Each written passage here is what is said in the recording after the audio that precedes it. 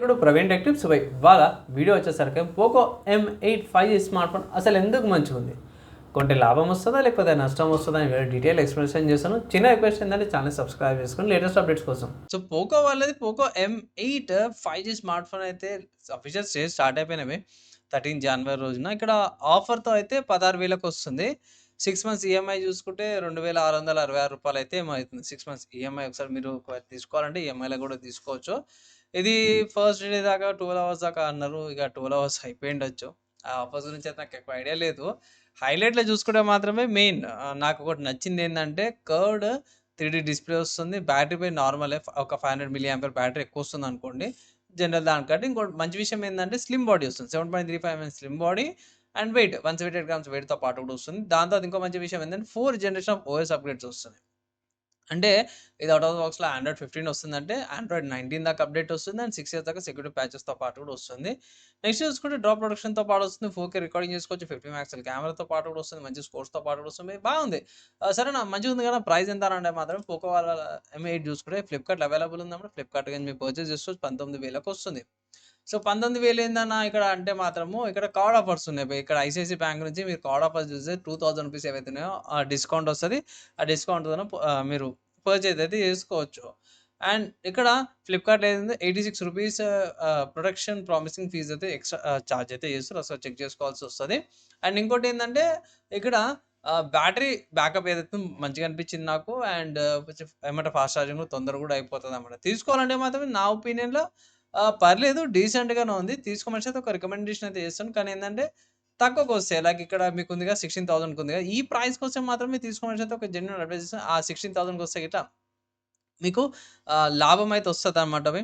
అదొకటి జెప్తాను. ఇక యువై బోల్ట్ బేస్ మనకు నేను సెపరేట్‌గా చెప్పుకోవాల్సిన అవసరం లేదు.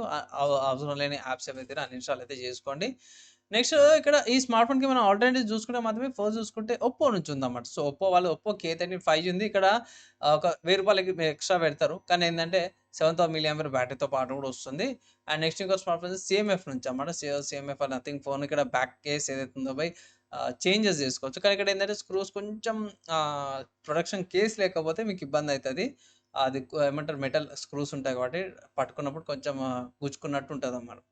అండ్ ఇంకో ఫోన్ చూసుకుంటే మోటరోలా ఉంచాం. మోటరోలా వాళ్ళ G86 పవర్ అన్నమాట. సో ఇక్కడ చూసుకుంటే 6700 మిల్లీ యాంపియర్ బ్యాటరీతో పాటు వస్తుంది. QLED display 1.5K resolution. And ఇది సోనీ వాళ్ళది LYTS 600 50 మెగాపిక్సెల్ OIS కెమెరాతో పాటు కూడా వస్తుంది.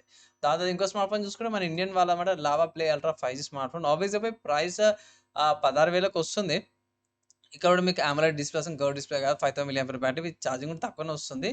అండ్ ఆల్సో ప్రైస్ కూడా తక్కువ ఉంది. ప్లస్ ఇంకోటి ఏంటంటే మన ఇండియన్ బ్రాండ్ కాబట్టి ఒకటి యాడ్ అయితే చేసారు. ఇంకో స్మార్ట్ ఫోన్ చూసుకుంటే మాత్రం ఐక్యూ నుంచి అక్కడ.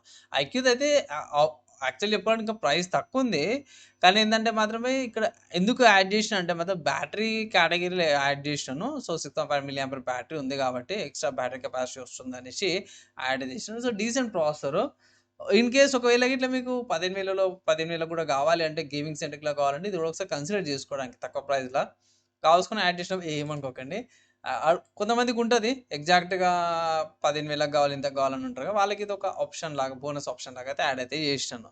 సో ఈ లిస్ట్‌లో స్మార్ట్ ఫోన్స్ అయితే ఎగ్జాక్ట్‌గా కాంపిటీషన్ అయితే ఇయ్యవు. కానీ ఒక పాయింట్ ఆఫ్ వ్యూ అయితే చూపిస్తాయి. మీకు ఇవి ఆల్టర్‌నేటివ్స్ ఉన్నాయనేసి మార్కెట్‌లో ఈ స్మార్ట్ ఫోన్ పర్చేజ్ చేసుకోవడానికి.